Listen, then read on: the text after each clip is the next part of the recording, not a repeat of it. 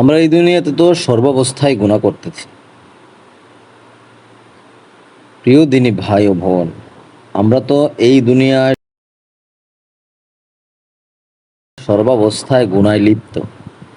তাই আজকে আমি এই ভিডিওতে আপনাকে গুনাহ মাফের সর্বশ্রেষ্ঠ যেই দোয়া আছে সেই দোয়াটা শিখিয়ে দেব ইনশাআল্লাহ।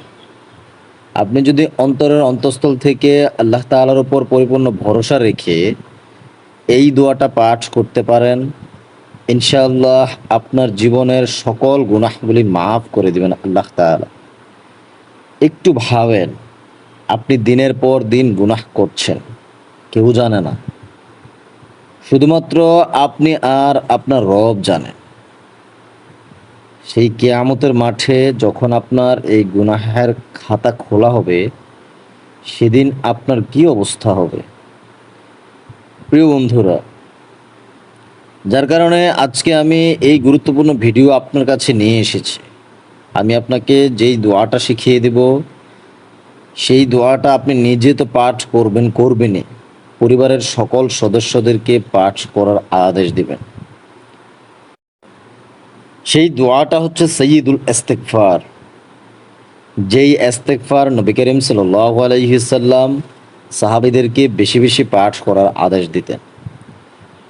আমি এই ইস্তিগফারের ফজিলতটা বলার পরেই আপনাকে সেই ইস্তিগফারটা শিখিয়ে দেব ইনশাআল্লাহ। সাইয়্যিদুল ইস্তিগফারের ফজিলত, ১ নম্বরে ক্ষমা লাভের শ্রেষ্ঠতম দোয়া হচ্ছে এই সাইয়্যিদুল ইস্তিগফার।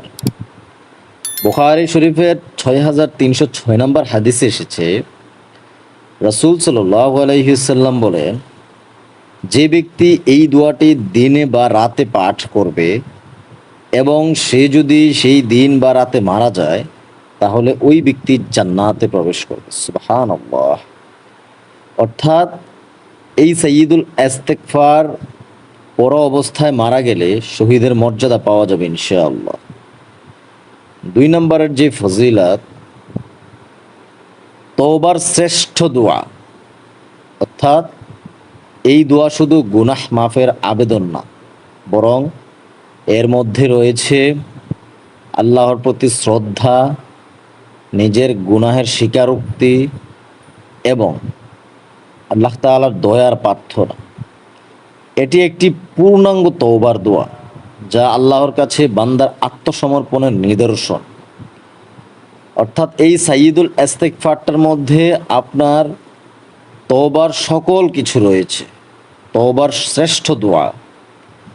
৩য় নম্বরের যে ফজিলত রয়েছে, গুনাহ দূর করে এবং জান্নাতের দরজা খুলে দেয় এই ইস্তিগফার। কিভাবে?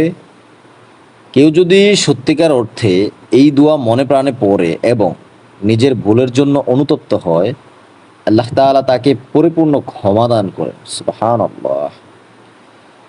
আমি ভিডিওটা লম্বা হবে বলে আর ফজিলত বললাম না, তবে আরও কয়েকটা ফজিলত রয়েছে।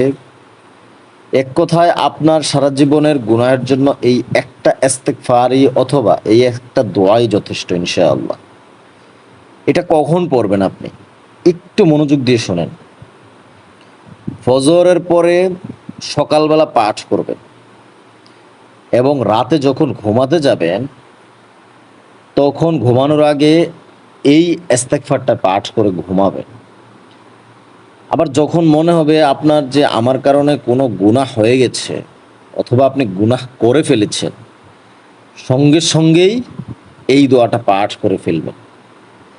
তবে সবচেয়ে লুকায়িত একটা ফজিলত রয়েছে, যেটা আমরা অনেকেই জানি না। সেটা হচ্ছে, আপনার যখন মন খারাপ থাকবে, যখন ধরেন আপনি টেনশন, ডিপ্রেশনের শেষ পর্যায়ে আছেন, বিপদে কোনো রাস্তা দেখতেছেন না, তখন এই ইস্তিগফারটা পাঠ করবেন।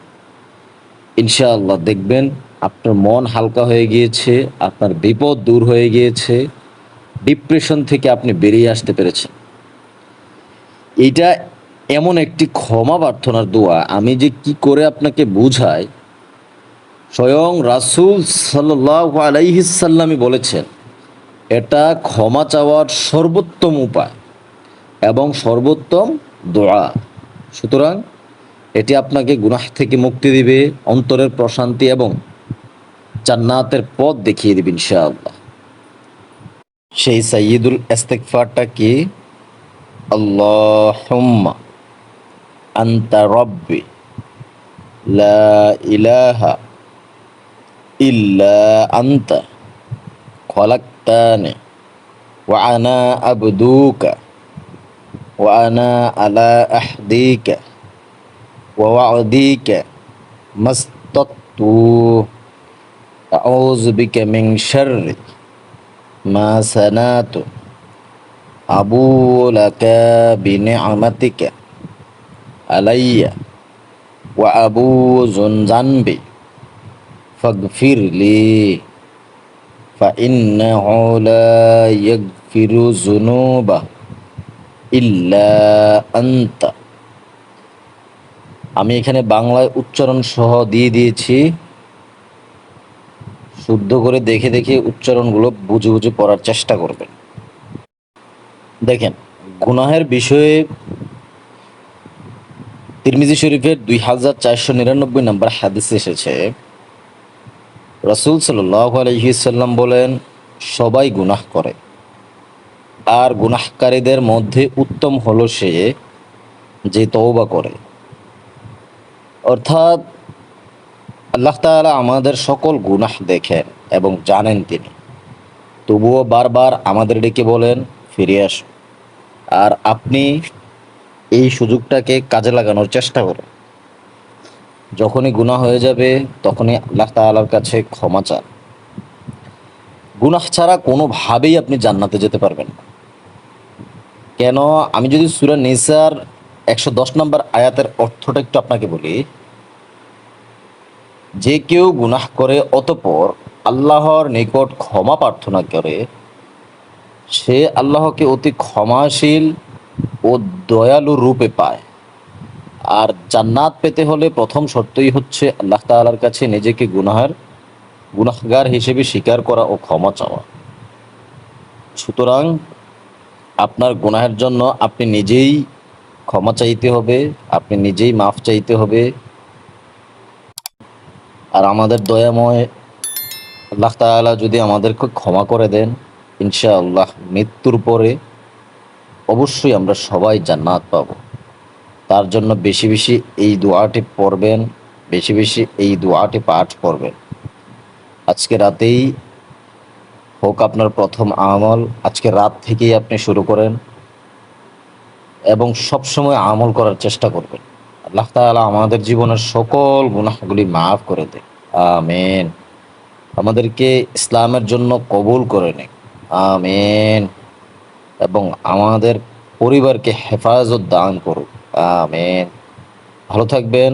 আসসালামু আলাইকুম ওয়া রাহমাতুল্লাহি ওয়া বারাকাতুহু।